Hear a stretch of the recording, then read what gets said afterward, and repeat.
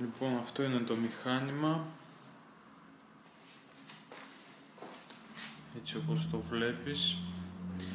Έχει βέβαια κάποιες φθορές πάνω στα πλαστικά, αλλά είναι μια χαρά, δουλεύουν όλα. Το φως είναι χωρίς κουμπί, έτσι, περνά στο χέρι και ανάβει. Έχει δύο σκάλες. Λοιπόν, θα πάρεις και χειρολαβές. Το μηχάνημα είναι πολύ καλό, είναι αθόρυβο βασικά, δεν βγάζει σχεδόν καθόλου θόρυβο όταν ανεβάζει, όταν δουλεύουν τα μοτέρ του. Θα κάνω τώρα ισχύει για να καταλάβεις.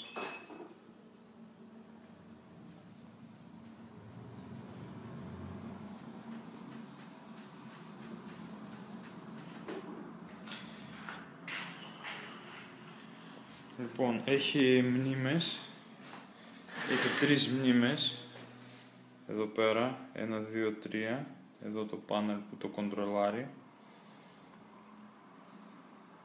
Για να μετακινήσεις πατάς εδώ πέρα. Μετρητής ακρορυζίου.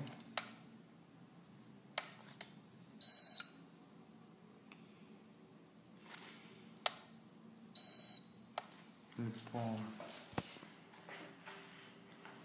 τώρα υπάρχει και εδώ ένα πάνελ για τον βοηθό. Εδώ είναι το φως.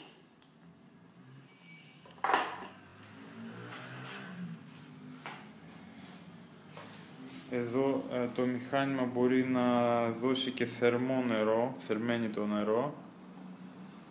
Εδώ ρυθμίζεις το πώς του θέλεις το νερό, πόσο θα είναι η ροή.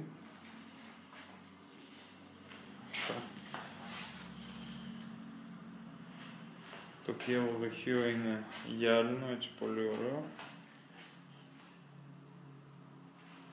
Λοιπόν, εδώ είναι η εντοσταματική κάμερα που είναι πάνω στο μηχάνημα.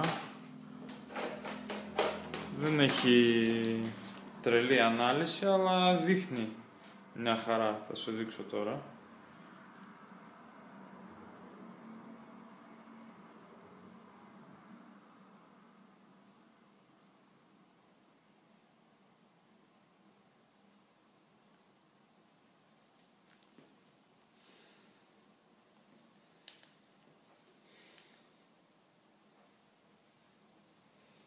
Θα φωτογραφίσω κάτι εδώ πέρα.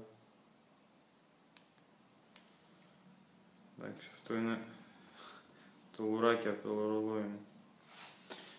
Λοιπόν, με μια οθόνη LG 17 inch. Αυτά. Αυτό είναι το ακτινογραφικό, είναι της BlueX όπως σου είπα.